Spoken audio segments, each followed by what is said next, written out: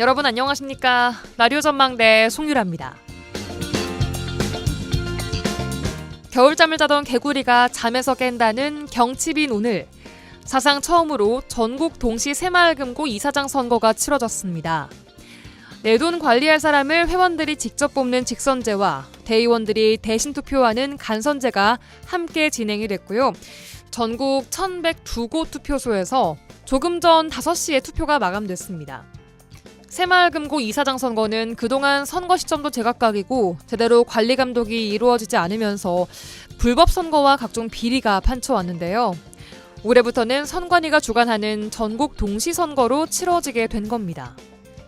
선거 과정의 투명성은 나아지긴 했지만 과제 또한 드러났습니다. 투표가 치러진 1,102곳의 금고 중에서 80%가 간선제로 진행이 되면서 이전과 달라진 게 없다는 평가가 나오고 있고요. 후보가 단독 출마한 금고가 70%에 이르면서 더 다양한 후보들이 나올 수 있는 환경을 만드는 것 또한 중요해졌습니다. 절기 경칩이지만 아직 많이 춥습니다. 개구리가 따뜻한 땅속을 뒤로 하고 생존을 택해 추운 땅 위로 튀어오르는 것처럼 이번 첫 전국 동시선거 이후 새마을금고가 그동안의 오명들을 좀 벗고 새롭게 태어나는 계기가 됐으면 좋겠습니다. 오늘 라디오 전망대가 준비한 내용입니다. 지역 소식들 뉴스브리핑 통해 들어보고요. 라전 법정, 이슈책 이어집니다. 잠시 후에 뵙죠.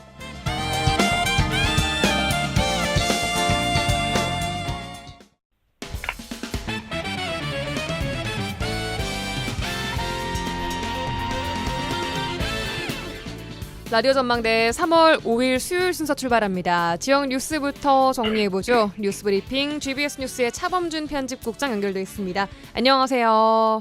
네, 안녕하세요. 네, 오늘 지역 뉴스는 광양 소식부터 듣겠습니다.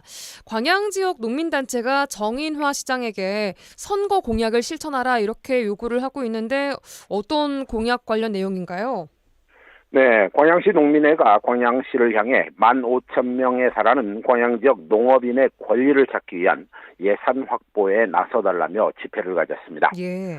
광양시 농민회는 정인화 시장이 단체장 선거를 앞두고 광양시 농가에 대한 애로사항 해결을 위한 협약식을 갖고 선거 결과와 상관없이 농민들의 어려운 점에 대해 해결하기 위해 최선을 다하겠다고 약속했다며 당시에 협약한 약속을 지켜달라고 촉구했습니다. 예. 지역 농민회는 지난해 말 광양시 의회와도 농민회와 간담회를 진행했고 광양시 농업정책과의 지원을 건의했지만 아직 제대로 된 답변이 돌아오지 않고 있다며 최근 광양시청을 찾아 항의 집회를 갖기도 했습니다. 예. 농민단체는 민선 8기 광양시 농업예산은 전체 3조 1,472억 원 중 1.2%인 386억 원으로 광양시 인구 10%인 농민에 비해 턱없이 부족한 형편이고 이마저도 기존의 기득권 농업단체들이 예산 사업을 모두 꿰차고 있어 아무것도 모르는 농민들은 어떤 지원 사업이 있는지도 모른 채 고생만 하고 있다 이렇게 주장했습니다. 예. 특히 광양 지역 농민단체는 현재 광양시가 농산물 직거래 포장재 지원을 하고 있지만 일부 농협은 장목반 위주로 지원 사업이 진행되고 있어 지금의 사업 지원 방식을 개선함으로써 모든 농가가 혜택을 볼 수 있는 방안을 찾아야 하고 또 예산도 10억 원 이상이 편성돼야 농민들이 골고루 혜택을 보게 될 것이라며 광양시의 정책 개선을 촉구했습니다. 네, 그러니까 농민들을 위한 예산을 확보하겠다라는 공약을 이행해라 이런 주장인데요. 광양시의 입장은 어떤가요? 네, 광양 지역 농민들은 소형 농기계 지원 사업은 신청을 하고 난 후 3년에서 5년을 대기해야 농기계를 지원받을 수 있다며 농촌의 노동력 부족이나 고령화에 따른 애로점을 해소하기 위해 지원 예산을 더 확보해 노동력과 생산비 절감에 보탬이 돼야 되는데 이마저도 제대로 마을에 공지가 안 돼 아는 사람만 지원을 받고 있다며 불만을 토로하고 있습니다. 예. 지역 농민회의 이 같은 불만에 대해 광양시는 언론을 통해 농민회가 요구하고 있는 직거래 포장재 지원 사업의 경우 전체 농민이 아니라 농산물 우수 관리 인증을 받은 생산자에게만 지원되는 사업이기 때문에 농가에서 인증을 우선적으로 받아야 한다며 전체 농민들에게 지원할 수는 없다는 입장입니다. 예. 또한 소형 농기계 구입 지원 사업의 경우 예산을 확보해 농가들에게 혜택이 들어가면 좋겠지만 시 재정 상황에 따라 예산을 편성해야 되는 어려움이 있다고 밝히고 농민회가 주장하는 농업 지원 사업이 특정 단체나 특정인에게 지원되는 주장에 대해서도 심사 기준에 맞게 모든 일을 처리하고 있다. 이렇게 입장을 냈습니다. 예. 이 정인화 광양시장 지난 2022년 5월 선거 과정에서 이 지역의 농가 대표들과 이 하우스 필름 보조 사업, 순회 수집료 보조, 과일 채소 농산물 브랜드 이원화를 위한 개발 필요 등 지역 농민들에 대한 애로사항을 해결하겠다는 내용의 협약서를 작성한 바 있습니다. 네, 알겠습니다. 다음은 순천 소식 듣겠습니다. 순천시의 한 아파트 관리 업체가 경비원과 미화원 등의 국민연금과 고용보험료 등을 관리비에 포함시켜서 주민들에게 징수를 했고 이마저도 납부하지 않은 차액을 돌려주지 않고 있다는 의혹이 제기되고 있어요. 네, 최근 순천시 오천지구의 한 아파트 관리 업체가 경비원과 미화원 등의 이 국민연금이나 고용보험료 등을 이 관리비에 포함시켜서 입주 주민들에게 일괄로 징수하고 이 납부하지 않은 차액을 돌려주지 않고 있다. 이런 의혹이 제기됐습니다. 예. 이 오천지구의 한 아파트 임차인 대표는 최근 언론을 통해 아파트 관리 업체가 이 근무자의 국민연금이나 고용보험, 월차 수당 등을 주민들에게 관리비로 일괄 수령한 상태에서 이 근로자 중에 미가입자 또는 중도 퇴사자로 인해 납부하지 않은 차액 8천만 원을 주민들에게 돌려주지 않고 있다. 이렇게 주장하고 나섰습니다. 이게 관리비에 원래는 포함되는 건 맞습니까, 부장님? 네, 이게 포함을 해서 징수를 하고 그 납부를 하게 돼 있는데 이 관리업체 사정상 뭐 중간에 근로자가 퇴사했다거나 이렇게 그만두는 경우에 당연히 이제 발생이 중단되게 되겠죠. 근데 그 차액을 주민들에게 다시 환불하지 않고 그걸 그대로 보관하고 있다. 뭐 이런 취지의 논란으로 해석됩니다. 예, 돌려줄 돈은 빨리 돌려줘야죠. 개선책이 필요해 보입니다. 네, 해당 아파트는 임차인 대표의 문제 제기 이후 현재 관리업체가 이 문제가 되고 있는 금액에 대해 정산을 진행하고 있는 것으로 알려지고 있습니다. 예. 이 문제는 이 같은 사례가 다른 아파트 관리업체에서도 발생할 수 있다는 점인데요. 현재 공동주택관리법은 주택관리사를 의무적으로 채용해 부정한 항목의 관리비 징수나 지출 등을 관리하도록 하고 있습니다. 예. 하지만 관리회사에 고용된 주택관리사나 이를 감시해야 될 입주자 대표 등이 뭐 관리회사의 어떤 이 상황을 발견해내지 못하거나 또 심지어 내통했을 경우 이 주택관리 전문가가 아닌 입주자인 주민들이 이를 적발하기가 어렵다. 이런 내용이 전문가들의 입장입니다. 예. 이 지역 부동산 전문가들은 지자체인 순천시가 나서서 이 주택관리사에 대한 교육을 강화하고 또 이 아파트 관리 업체에 대한 지도 단속을 통해 시민들의 피해를 미리 예방해야 될 것이라며 순천시뿐 아니라 다른 지자체에서도 이 비슷한 사례가 발생할 수 있다며 전반적으로 해당 제도에 대한 점검이 필요하다는 입장입니다. 네, 주민들이 말씀하신 것처럼 좀 알기 어려운 문제일 수 있는 만큼 전반적인 꼼꼼한 점검 필요해 보입니다. 마지막 소식은 여수입니다. 여수시가 제33차 UN 기후변화협약 당사국 총회 유치를 추진하고 있는데 이 여수시가 환경오염과 탄소 배출을 줄이기 위한 조치를 적극적으로 하지 않고 있다 이런 지적이 나오고 있습니다. 그중에서도 특정 그 공원 묘지 조화 관련된 사안이 논란이네요. 네, 여수시가 탄소 중립을 내세우면서 COP33 유치나 여러 환경 시책을 추진하고 있지만 이 관내 공원 묘지의 이 조화 쓰레기 감소에 적극 나서지 않고 있다는 지적입니다. 예. 이 공원 묘지에 놓이고 있는 조화, 이 생화보다 수명이 길고 이 생화보다 가격이 저렴해서 이 주목객들이 많이 선호하고 있는데요. 하지만 사용되는 재질이 대부분 플라스틱으로 만들어져 있어 그동안 환경 오염과 탄소 배출의 원인으로 꼽히고 있습니다. 이 공원 묘지의 조화 사용은 이 플라스틱 재질로 인한 환경 오염 문제와 함께 이 화훼 농가들이 재배하는 이 생화가 외면받는 원인으로도 지목되고 있는데요. 이 조화 반입을 제한하는 별도의 규정이 없어 일부 지자체들이 캠페인이나 이 협약을 통해 조화 사용을 자제하는 시책을 펼치고 있습니다. 네, 이런 시책을 펼치는 것은 좋은 것 같은데 여수시는 지금 어떻게 하고 있습니까? 네, 언론 보도에 따르면 경남 김해시의 경우 이 공원 묘지에서 조화 사용을 없애기 위해 묘지 주변에 이 생화를 식재할 수 있는 화분을 설치하거나 또 화훼 농가들과 협약을 통해 이 생화 나눠주기 운동을 전개함으로써 이 공원 묘지에서 이 조화를 사라지게 했다고 합니다. 예. 여수시는 언론을 통해 관내 공원 묘지 등에서 이 환경 보호를 위해 현재 조화 반입 대신 생화 사용을 적극적으로 권장하고 있다고 밝히고 있습니다. 하지만 이 주모객이 사온 이 조화를 막거나 또 수거하기가 사실상 쉽지 않아서 시책 추진에 어려움을 겪고 있다는 입장입니다. 네, 한편 국회에서는 묘지에서 사용하는 조화를 일회용품으로 규정해서 공공묘역에서 사용할 수 없도록 하는 법안이 발의가 된 상태입니다. 자, 여기까지 듣겠습니다. 뉴스브리핑 GBS 뉴스의 차범준 국장과 함께했습니다. 고맙습니다. 네, 고맙습니다.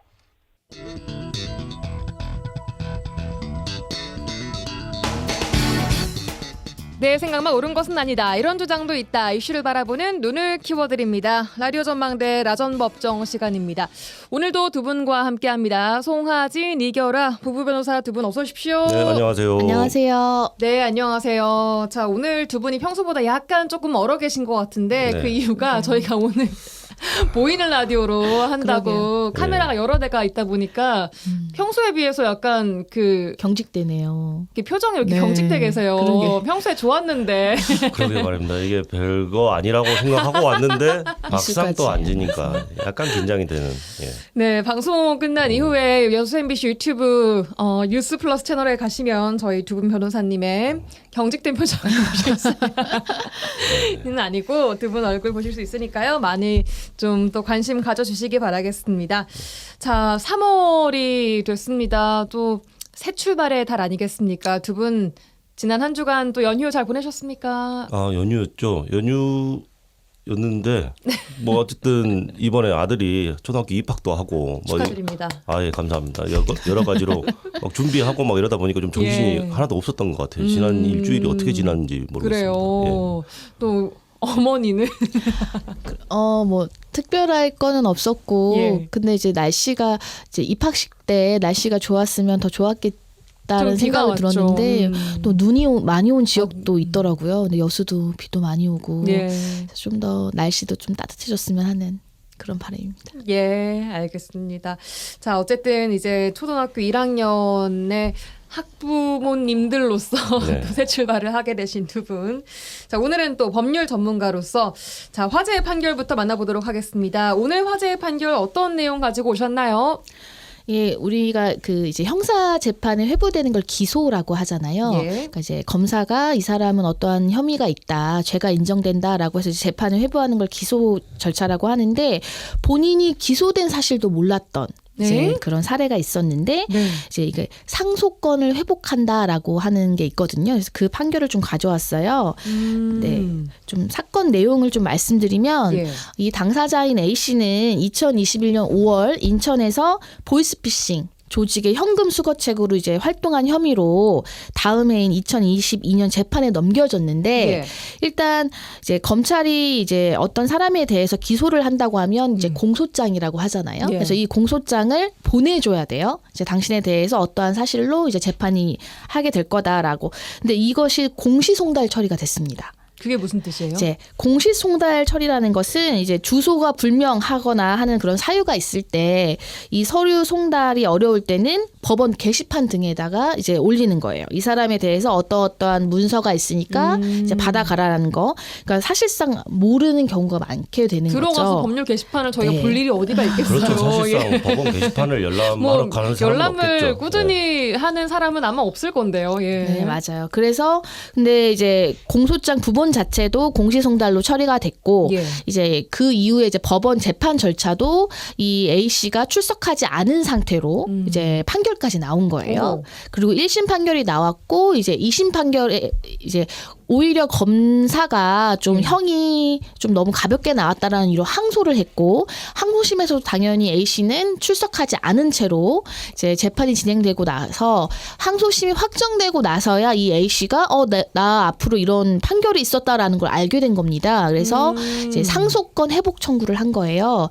상소라는 거는 우리가 이제 1심의 어떤 결과에 대해서 만족하지 못할 때 하는 게 상소라고 하거든요. 예. 그러니까 그 상속권을 회복해 달라라는 청구를 해서 그 관련 내용을 오늘 가져왔고요. 이제 이거에 대해서 이제 받아줬다라는 내용이거든요. 그래서 그 부분 대해서 네. 그러니까 1심 그리고 항소심까지 진행이 될 때까지 내가 기소가 된 사실도 모르고 있었다라는 거잖아요. 그러니까 일반적으로 이걸 이해하기가 좀 어려우실 수는 있는데 예. 어떻게 죄를 지어서 재판까지 받게 된 사람이 기소된 사실을 모를 수 있느냐라고 생각을 하실 수 있지만 이거를 개인이 송달 못 받았다고 해서 그냥 모르고 지나가게 되는 거예요? 그럴 수도 있죠. 그러니까 기본적으로 재판이 진행되는 과정에서 어떤 서류라든지 이런 거 다 우편으로 송달을 받게 돼 있는데 예. 본인이 이제 신고돼 있는 어떤 전입을 신고해 있는 주소지에서 살지 않고 다른 지역에 있을 수도 있잖아요. 예. 그런 경우에는 그럴 수 사실은 뭐 있군요. 우편물을 전혀 송달받지 못한 상태에서 재판이 진행된다면 전화 실제로 전화를 해서 통지를 하는 경우는 없고요. 아, 기본적으로 그래요? 우편 송달이 원칙이기 때문에 우편물을 받지 못했다라고 한다면 예, 기소된 사실을 몰랐을 수도 있죠. 변호인은 없었어요? 변호인이 없었던 경우이겠죠. 예. 아, 그렇습니까? 네. 그렇습니다. 기소 사실을 모르고 2심 항소심까지 진행이 된 사건. 자, 보통은 기소 소환 등의 절차를 진행을 할 때 말씀하신 대로 우편 송달을 하는데 네, 이게 잘 맞아요. 이루어지지 않았기 때문에 이런 네. 일이 벌어졌던 거잖아요. 네. 그래요. 대법원 판결 다시 한번 정리를 해주시죠.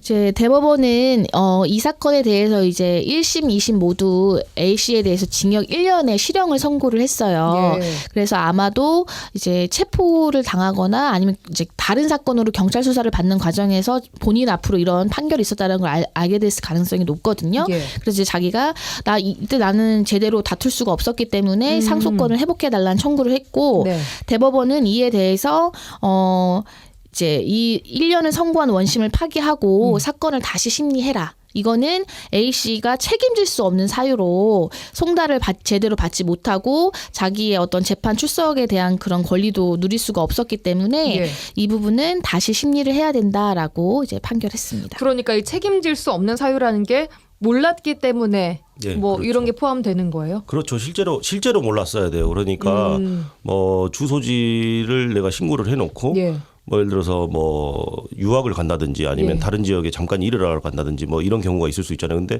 뭐 저기 동거인이라든지 아니면은 가족들이 거주하고 있을 수 있잖아요. 그런 경우에는 이제 송달의 효력이 있냐 없냐 가지고 다툴 수는 있는데 실제로 거주하지도 않은 곳에 계속적으로 우편물이 송달이 돼서 나는 알 수가 없었다라고 한다면 사실 이 사람에 대해서 그거를 뭐 저기 불이익을 감사하라고 할 수는 없는 거잖아요. 그러니까 뭐 충분히 우편물을 받았더라면은 예. 이 부분에 대해서 다퉈볼 수 있었을 텐데 전혀 그런 기회를 받지 못했으니까 사실 법률에도 규정이 있어요. 그러니까 본인의 어떤 책임질 수 없는 사유로 공판절차에 출석할 수 없었던 경우에는 재심을 청구할 수 있다라는 규정이 있기 때문에 이 경우에도 지금 이거를 적용을 해서 그러니까 항소심에 아예 출석도 못했잖아요. 그래서 네. 상고를 하니까 이걸 받아들여 준 거죠. 이게 소송 촉진 등에 관한 특례법이라는 네. 법이 있어요. 네. 네. 이 법에 아까 이제 공소장 자체가 이제 공시송달됐다고 하더라도 왜 법원에서조차 이 사람이 소환이 안 됐느냐 이 부분이 또 궁금할 수 있잖아요. 그러니까요. 이 이제 소송 촉진 등에 관한 특례법에 보면 이제 송달 불능 보고서가 접수가 이제 검사가 계속 송달을 하다가 예. 이제 결국 안 되면 송달 불능 보고서라는 거를 이제 제출을 하게 되거든요. 법원에. 송달 불능 보고서. 네, 송달이 안 된다라는 얘기겠죠. 그것이 접수된 때로부터 6개월이 지나도록 피고인의 소재를 확인할 수 없는 경우에는 진술 없이 피고인의 진술 없이라는 건 그러니까 출석 없이도 재판을 할 수 있다. 물론 뭐 사형 무기 또는 장기 10년이 넘는 징역이나 금고에 해당하는 사건의 경우에는 예. 당연히 피고인 없이는 재판할 수 없다라는 이제 단서 조항은 있지만 예. 그래서 재판에서도 이제 공소장부터 송달이 안 됐었기 때문에 이제 피고인의 출석 그러니까 진술 없이 재판이 진행됐던 겁니다. 근데 이제 이 부분에서 이제 이 A 씨는 본인이 책임질 수 없는 사유로 예. 이거를 송달받지 못한 거라는 거를 증명한 것으로 보이고 예. 이에 대해서 이제 대법원은 이거는 이제 잘못된 판결이니까 다시 심리해서 판결하라라는 취지로 이제 그럼 이제 판결한 겁니다. 앞으로는 이렇게 송달이 안 됐을 때 이게 정말 책임질 수 없는 사유인지 아닌지를 1심 전에 좀 꼼꼼히 더 봐야 되는 절차가 있어야 하지 않을까 싶은 생각이 들거든요. 사실 그렇죠. 그러니까 우편물이 단순히 송달되지 않았다라고 해서 바로 공시 송달로 넘어가는 건 아니고 예. 그 전에 뭐 저기 재판장이 구인장을 발부한다든지 뭐 소재 조사 촉탁 뭐 이런 것도 다 하는데 그런 모든 것들이 다 이루어졌는데도 전혀 탐지가 안 되는 경우도 있을 수 있잖아요. 그러니까 예. 흔한 경우는 아니에요. 그러니까 흔한 경우는 아니지만 이런 일이 일어날 수가 있는 것이고 만약에 이렇게 나도 모르는 사이에 나에 대한 재판까지 진행되고 형까지 확정이 됐다라고 하더라도 내가 정말 모르는 상황이었다면 예. 구제받을 수 있는 길이 있다. 이렇게 좀 이해를 하시면 될 것 같아요. 예, 말씀하신 몰랐을 때 말고 또 혹시 뭐 피고인이 책임질 수 없는 사유에는 어떤 게 좀 해당될 수 있을까요? 제가 몇 가지 사례를 좀 봤는데요. 예. 이제 그 약식 명령이라 그래서 예. 이제 검사가 뭐 죄는 인정되지만 이제 재판에 뭐 회부할 정도는 아니다라고 하는 경우에 이제 벌금형을 구형해서 약식 명령이 이제 발부되는 경우가 있는데 이 약식 기소랑 똑같은 거예요? 네, 맞아요. 예. 그러면 이제 그 벌과금을 이제 납부하라는 독촉서가 먼저 같이 나가거든요. 근데 이제 이 사례에서 검사의 벌과금 납부 독촉서를 송달받고 예. 이제 정식 재판을 원래 7일 안에 청구를 해야 되는 거거든요. 근데 이제 이 기산에 대해서 벌금은 납부 독촉서를 송달받은 것만으로는 약식 명령이 고지된 사실을 알았다고 보기 힘들다라는 판결이 있어요. 그러니까 이건 책임질 수 없는 사유라는 거예요. 근데 뭐라고 이제 검사는 얘기를 했냐면 예. 납부 독촉서가 갔으면 예. 자기에 대해서 공소가 제기된 사실을 알 수 있었다. 그러니까 공소장이 간 게 아니고 정식의 공소장이 간 것이 아니고 납부 독촉서를 받았으면 벌금을 내라는 네, 그런 맞아요. 네. 문서를 그렇죠. 받았으면 네.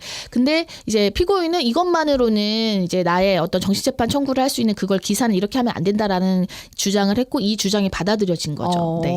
그럼 정식으로 이제 네. 기소한다는 그러니까 그 기간 안에 정식재판 청구한 거다라고 본 거예요. 그래서 이렇게 책임질 수 없는 사유라는 것은 뭐 단순히 공시송달로만 됐다고 해서 뭐든지 다 뭐 다시 상속권이 회복되고 뭐 재심 청구 대상이 되고 이런 것은 아니고 예. 그와 같이 뭐 대리인이나 피고인 당사자가 그거를 받을 수 없었던 거에 자기의 책임을 질 수 없는 사유 이것이 인정이 되어야 됩니다. 네. 알겠습니다. 자, 오늘 피고인이 책임질 수 없는 사유로 재판에 불출석했을 때 상속권을 회복해서 재심 청구를 할 수 있다는 판결, 오늘 화제의 판결로 함께 알아봤고요.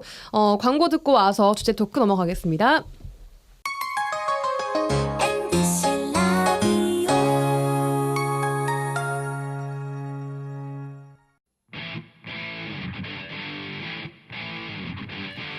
한 시간만 투자하세요. 지역의 이야기를 모아 전해드립니다. 지역 시사는 역시 여수 MBC 송유라의 라디오 전망대.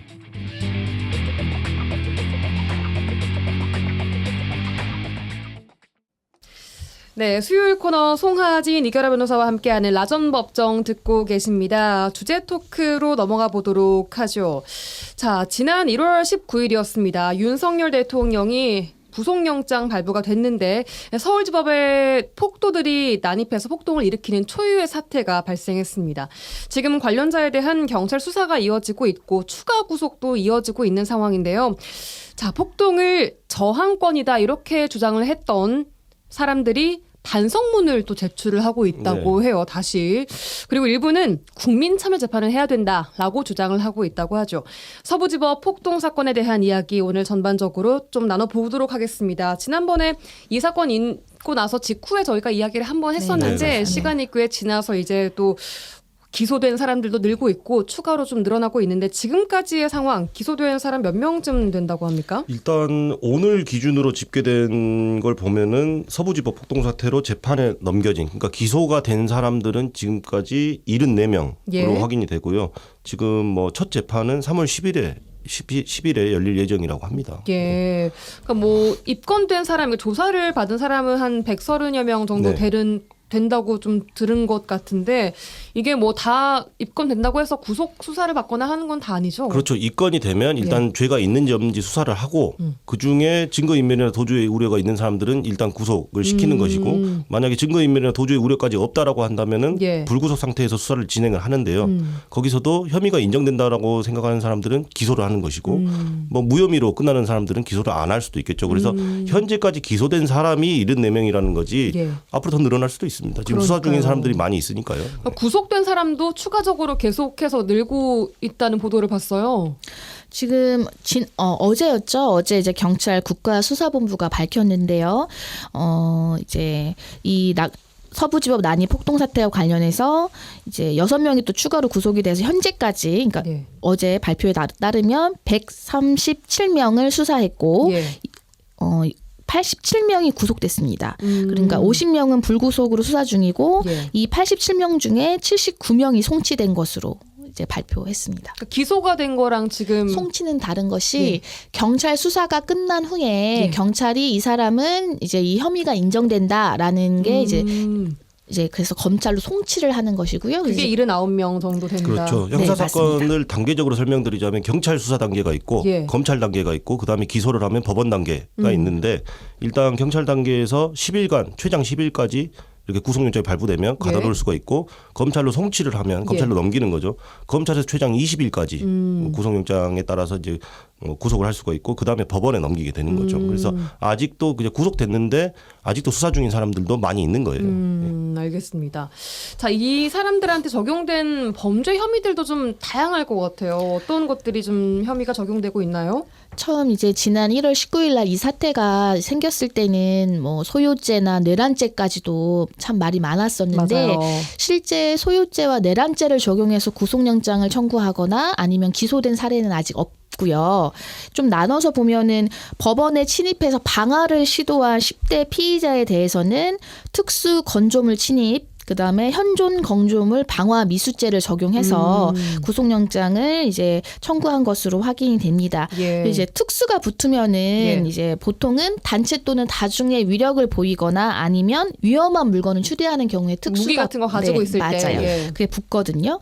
근데 이제 이거는 그리고 또 이제 경찰관을 폭행한 이제 사람들도 있었는데 이제 공무집행 방해죠. 근데 단순히 이제 이 폭행의 수준이 이제 또 단체 또는 다중의 위력이나 또 위험한 물건을 휴대한 경우에는 이제 또 특수가 붙어서 특수 공무 방해가 됩니다.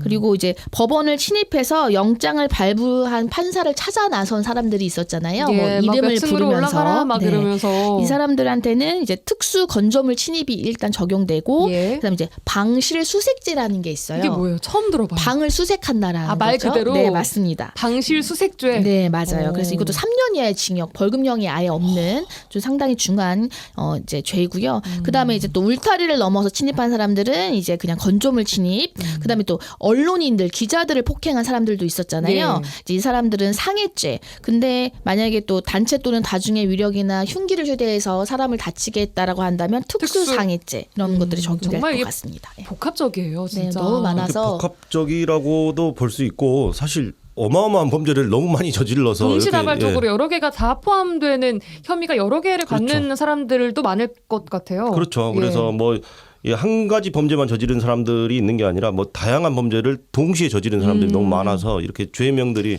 무서운 죄명들이 막 계속 이렇게 나오는 거예요. 처음 본 방실수색죄 네. 이런 거. 예. 이런 서부지법 폭동 사태로 재판에 넘겨진 사람들이 그런데 연일 반성문을 제출하고 있다. 반성문은 내가 잘못했습니다. 이런 걸 맞아요. 쓰는 게 반성문인데 우리 그렇죠. 초등학생 때 네, 썼던 네.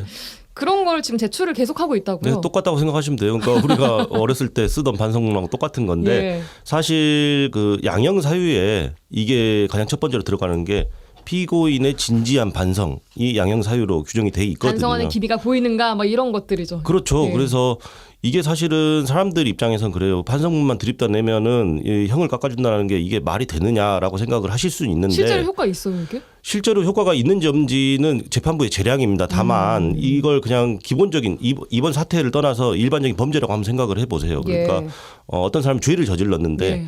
그 뒤에 진지하게 뉘우치고 반성을 하고 있는 사람과 뻔뻔하게 나는 잘못한 게 없다라고 뭐 우기는 사람이 있다라면 당연히 이제 좀 반성하는 사람은 형을 좀 참작해서 좀 낮게 해줄 수도 있겠잖아요. 예. 그러니까 그런 의미인 거고, 근데 재판부에서 이 사람이 진짜 반성하고 있는지 아닌지는 뭐 마음속을 들여다볼 수 있는 것도 아니고, 그래서 그 마음을 표현할 수 있는 유일한 수단이 반성문이지 않습니까? 그래서 그런 부분들을 좀 어필을 하려고 반성문을 제출하는 거겠죠. 이게 뭐 네. 진심이든 아니든은 저희가 뭐 그 마음속까지 확인할 수는 없으나 네네. 일단 형식적으로라도 혹은 뭐 진심으로 반성문을 써내고 있다. 네. 자, 그리고 일부는 이제 뭐 국민참여재판을 신청했다라고 하는데 이 국민참여재판은 어떤 점을 좀 고려했다고 보세요? 아무래도 이제 피의자들 중에 뭐 대부분일지 일부일지는 뭐 이제 국민 저항권의 어떤 발현이었다. 본인들이 이러한 행위를 한 것은 이제 윤 대통령에 대한 이런 구속영장 발부 자체가 위법적이고 불법적이다. 그럼 이거에 대해서 국민으로서 행사할 수 있는 어떤 저항권의 권리를 행사한 것인데 이거에 대해서 이제 근데 또 피해자 중에 판사도 들어가 있잖아요. 그러다 보니까 판사가 판단하는 거를 판결을 받기보다는 우리 이제 일반 국민들의 법감정에 좀 호소해 보겠다. 왜냐하면은 분명히 또 자신들의 어떤 이야기를 들어주는 배심원이 되는 거거든요. 국민이. 국민 참여 재판이라는 게 국민이 배심원이 돼서 배심원이 이걸 판단을 하는 유무죄를 거잖아요. 이제 의견을 낼 수 있어요. 일단은 이제 우리나라에서는 아직까지 뭐 배심원의 어떤 결정이 바로 어떤 유무죄 판결로 가는 건 아니고 이제 이 사건에 참여해서 이 형사 재판에 직접 참여해가지고 이 사람이 진짜 죄를 지은 것이 맞는지 그 다음에 만약에 죄를 지었다면 어느 정도 형량을 선고하는 것이 적정한지 의견을 내고 판사는 이거에 구속되지는 않으나 그래도 영향을 받게 되는 것이거든요. 그래서 이제 이 피의자들 대부분이 뭔가 정말 자신들은 국가를 위해서 이러한 행위를 했다라는 어떤 뭐 그런 거 선동을 당할 수도 있고 아니면 본인이 정말 스스로 그런 어떤 신념에 의해서 한 것일 수 있단 말이에요. 그런다면 이런 부분을 국민 참여 재판을 통해서 한번 호소해 보겠다. 그런 취지로 이런 주장 이제 이런 신청을 하는 것으로 지금 일부 피고인들 이제 피고인들이 그런 얘기가 나오는 것 같습니다. 네, 여기서 중요한 것은 신청한다고 해서 국민 참여 재판을 받겠다라고 신청을 한다고 해서 무조건 다 받아주는 것은 아니에요. 그러니까 재판부가 보기에 이거 적절치 않다. 이 사건은 국민 참여 재판으로 진행하는 것이 적절치 않다라고 판단을 한다면 그 신청 기각할 수도 있습니다. 그래요. 다 무조건 신청한다고 다 되는 건 신청한다고 아니고. 다 받아주는 건 절대 아니죠. 네. 알겠습니다. 그럼 이들은 이 배심원들의 판단이 본인들에게 좀 유리할 거라고 이렇게 생각을 하고 이런 얘기를 했다는 거 아니겠어요? 그렇게 추측이 되죠. 왜냐하면은 유리하다고 생각했으니까 뭔가 신청을 했겠죠. 그러니까 일반적인 지금 사실 어떻게 보면은 법원과 판사에 대한 어떤 테러에 준하는 행동이잖아요. 그래서 이걸 그냥 법원에서 그냥 생으로 내가 판단을 받는 것보다는 뭔가 일반인들이 참여하는 재판에서 뭔가 좀 나의 어떤 내가 왜 이런 행동을 하게까지 됐는지 이런 것들을 좀 호소를 해보겠다. 이것이 더 유리하게 작용할 것이다. 이런 판단이 작용을 한 것이죠. 배심원들은 어떻게 정해지는 건데요? 그럼 무작위로 추출되는 겁니다. 네. 무작위로 추출되고 저희 같은 사람은 제외가 됩니다. 법조인들은 못 들어가고. 네. 그리고 이제 검사와 피고인 측에서 이제 배심원을 또 이제 뭐 기피할 수도 있습니다. 이제 뭐 질문을 좀 통해서 이 사람의 어떤 성향이나 여러 가지 것들을 해서 몇 명 그래서 예비 배심원도 뽑거든요. 뭐 대략적으로 몇 명 정도가 이 배심원으로 9명 정도로 9명. 해가지고 이제 그리고 이제 국민참여 재판은 합의부 사건이라고 하죠. 1심도 3명의 판사가 심리하는 그 사건에 한해서 국민참여 재판을 신청하게 되고 만약에 이제 상해 사건으로만 재판을 받게 되면 단독이기 때문에 이제 국민참여 재판 신청할 수 없고요.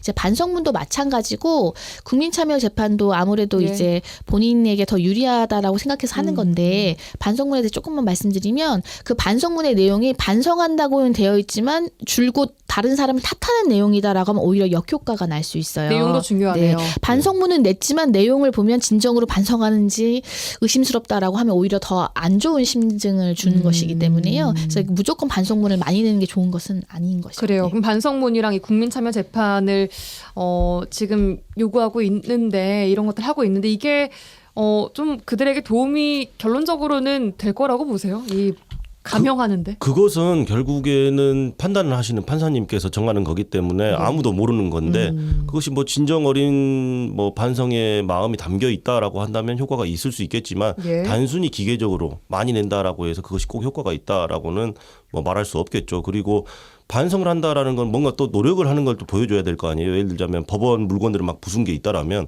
그에 대한 손해배상을 했다라든지 이런 것들을 좀 보여줘야지 뭔가 진정성이 있다라고 보이지 않겠어요. 네. 알겠습니다.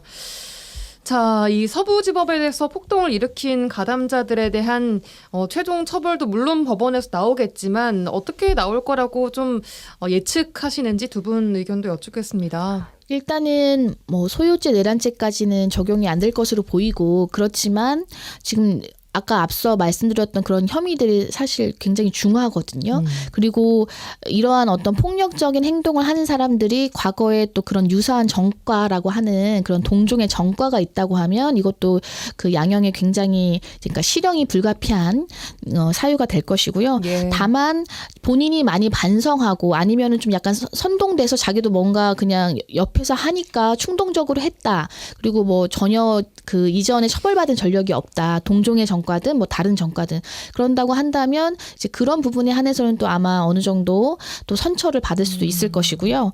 그 다음에 아까 이제 송 변호사도 말한 것처럼 피해 회복이 어느 정도 됐느냐 이거에 대해서 어떠한 노력을 했느냐 그리고 이제 피해자가 있잖아요. 예. 경찰이나 언론인들이나 뭐 이런 피해자들하고 어떤 이제 피해자들의 처벌 불원의 의사가 있었느냐 이런 부분들이 굉장히 양형에 중요한 요소를 미치기 처벌 때문에 불원의 요소. 그러니까 이 사람이 이러한 죄를 나한테 지어서 그러니까 이렇게 잘못을 해서 내가 다치거나 했지만 그냥 용서하겠다는 뜻이니까 이 사람에 대해서 선처를 해주라는 뜻이거든요. 예. 그러니까 이거는 굉장히 중요한 양형 요소예요. 피해자가 있는 사건에서 피해자의 처벌 의사가 있느냐 없느냐는 우리가 가끔 왜 판사한테 반성을 하냐 피해자한테 반성을 안 하고 이런 말을 하잖아요. 예. 그래서 그런 유무를 결정짓는 데 있어서는 굉장히 중요한 요소니까 뭐 단순히 반성문만으로는 안 될 것이고 그와 이제 상응하는 다른 노력들이 병행이 된다면 또 뭐 집행유예라든지 이제 우리 일반인이 들었을 때는 다 무조건 감옥에 가야 된다라는 이제 그런 형량이 선고가 안 될 수도 있는 거죠.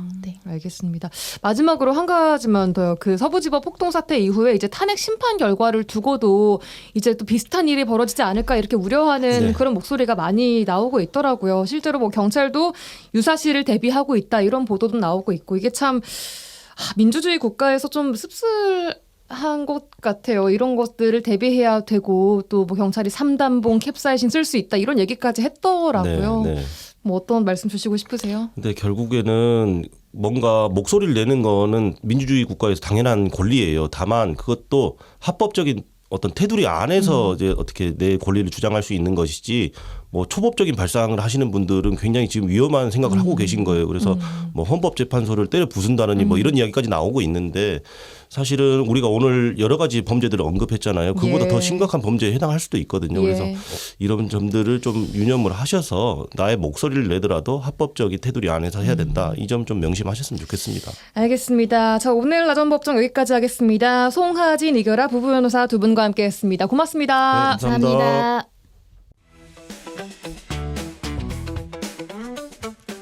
지역의 이슈를 직접 체크해드립니다. 이슈 체크. 네, 오늘도 이슈 체커 이미지 리포터와 함께합니다. 안녕하세요. 네, 안녕하십니까? 네, 오늘은 어떤 이슈 체크해볼까요? 네, 오늘의 이슈 체크.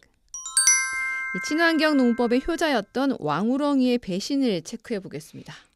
친환경 농법의 대표 주자 왕우렁이 농법. 이게 뭐 30년 넘게 제초 역할을 톡톡히 하는 우렁각시 역할을 좀 했었죠. 네. 근데 이 왕우렁이가 농민들의 고민거리가 됐다고요. 네, 이 왕우렁이 농법이요. 1990년대 이후에 농약을 대신해서 이 친환경 제초 방식입니다.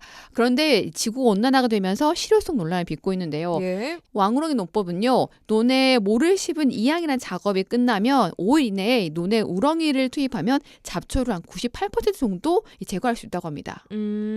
농민들이 잡초 제거를 위해서 제초제를 뿌리는데 이 왕우렁이만 뿌려도 제초 작업을 위한 그 노동력이나 네. 경영 비용을 좀 절감하는 좋은 효과가 있었죠. 네, 예. 맞습니다. 이게 효과가 굉장히 많았어요. 그런데 이런 좋은 효과가 있는 왕우렁이가 지난해 전남 서부권과 고흥군에서 축구장 2,231개 크기로 하면요.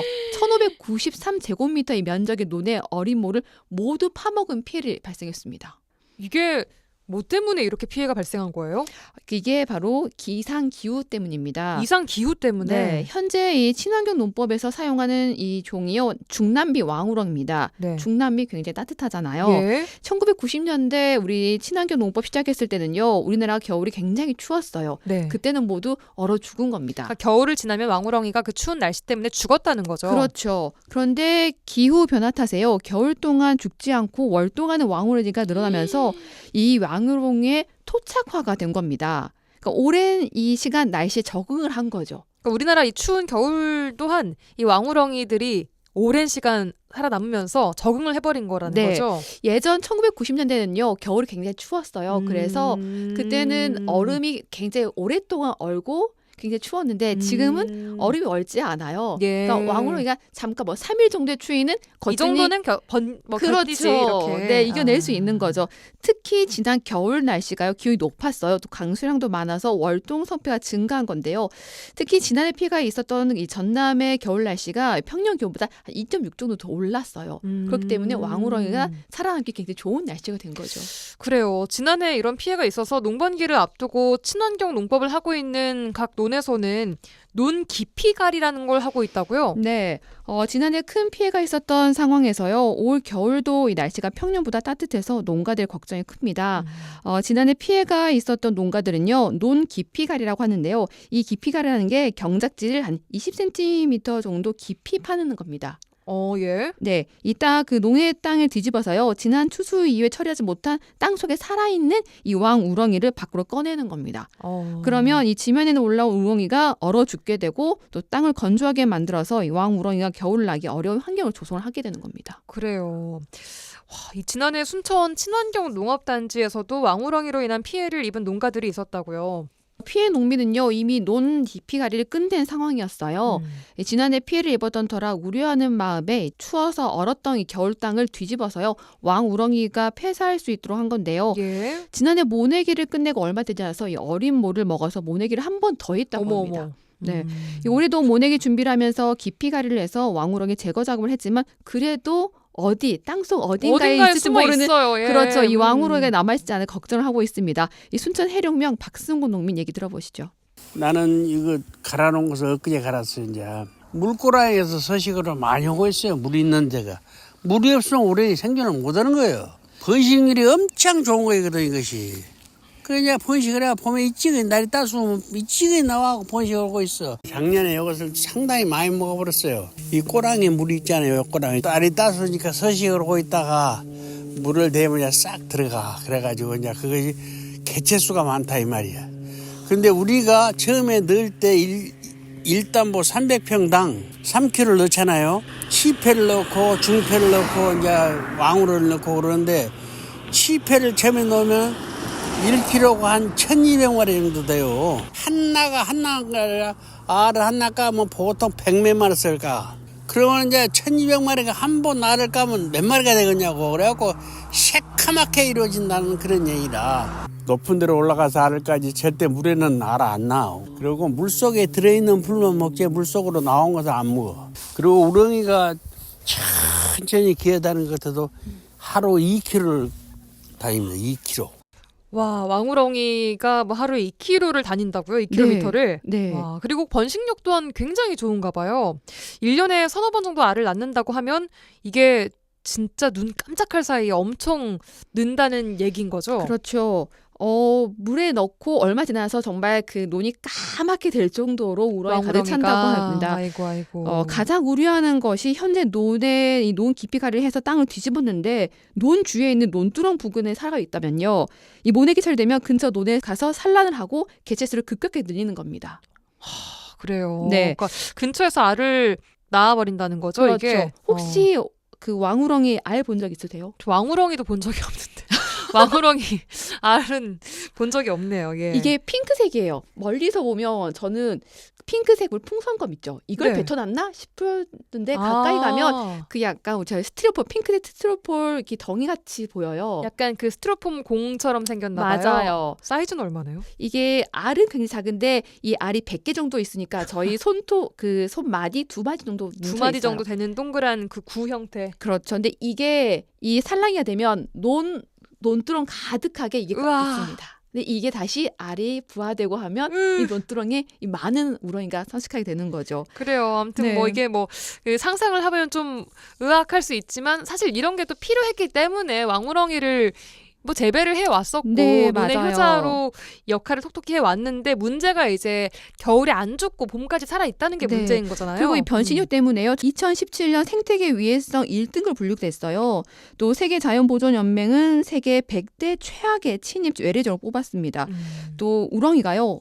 이렇게 겨울을 나고 성체가 되잖아요. 네. 그럼 올 봄에 나오면 4cm가 넘게 큰데요. 길이가 4cm. 네. 그러면 와. 이 어른 손바닥에 5마리가 꽉 차게 되는 겁니다. 식욕 또한 왕성하다고 들었습니다. 네. 이렇게 피해가 있는 것은 알지만 친환경 농법에서 왕우렁이를 대체할 수 있는 농법이 나와 있는 게 좀 있나요? 없습니다. 이 왕우렁이만큼 제초 작업 능력이 월등한 대체 수단을 찾지 못해서 농가들이 고민인 겁니다. 예. 왕우렁이 외에도 다양한 친환경 농법이 뭐 오리, 참깨, 쌀교 등이 있는데요. 다른 농법은 대규모 논에 접근하기가 좀 힘듭니다. 그런데 왕우렁이만큼 투입 대비 효과가 높은 게 없어요. 또 왕우렁이 대신해서요. 승용 제초기를 사용하게 하는데요. 이게 높은 인건비가 문제입니다. 어쨌든 사람이 하는 것은 인건비가 들죠. 왕우렁이는 안 드는데. 네. 예. 모내기 전에 논바닥을 고르게 하는 건 예방법을 조언하지만요. 논바닥 높이를 일정하게 하는 건 쉽지 않다고 얘기합니다. 농민 얘기 들어보시죠. 말리기를 원칙을 잘해야 벼도 잘 되고 쌀맛도 좋고 그런 건데 논 말리기를 잘 안 해가지고 땅이 물렁물렁할 때 이제 땅을 말리면 물을 빼면 논 말림을 3번을 해야 되거든 1년에. 이 정도면 풀이 안 나갔다 싶으면 물 뺄 때 우럭을 싹 빼보면 꼬랑으로 다 날아가 보거든. 농민들이 그걸 따라주고 같이 협조를 해야 이게 다 살아남는 거예요. 근데 우리나라는 평탄 작업을 우리가 책상에서 볼 때는 이렇게 고르시오 그러지만은 이것을 뭘로 갖고 판판에 다 고를 거예요. 탁상 행정을 하지 마라. 우리가 뭔가를 다른 연구를 해갖고 대책을 줘야 한다고 해서 대책을 안 하고 그런 거 갖고 이런 막상 터져서 모시게 된다고 그냥 떠들면 그때서 뭐 대책한다고 뭘 안 돼. 네, 전남도 차원에서도 다양한 대책이 좀 필요해 보이는데 대체 수단을 좀 빨리 찾든지 아니면 관리 방법을 더 고민을 해야 할 것 같습니다. 해결책 뭐 나와 있는 게 좀 있나요? 2022년 기준 전국 친환경 벼농사의 88.5%가 왕우렁이를 사용하고 있습니다. 그만큼 왕우렁이 농법 자체를 중단하기보다는 관리를 강화하는 데 관련 기관들이 고민을 하고 있는데요. 지난해 피해로 전남 10개 지역을 우심지역 지구로 별도 지정해 특별 관리를 하고 있습니다. 또 특히 왕우렁이는 건조한 땅에서 생존이 어렵기 때문에 이 논말리기를 의무적으로 시행해서 예방 활동을 나설 예정이고요. 또 농민을 대상으로 교육을 강화하고 또 왕우렁이 월동 실태 조사 후 이 유입을 차단하는 기술 개발도 나설 계획입니다. 예, 알겠습니다. 오늘은 배신을 한 왕우렁이 원래 친환경 농법 효자였는데 겨울을 나고 배신을 하고 있다는 소식 좀 들어봤습니다. 이슈체크 이미지 리포터와 함께했습니다. 고맙습니다. 네, 감사합니다.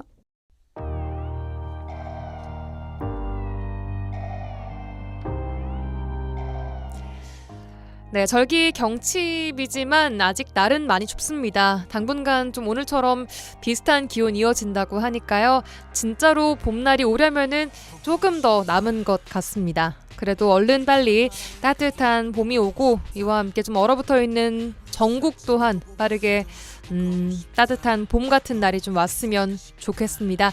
마지막 곡으로는 BTS의 봄날 들으시면서 인사드리겠습니다.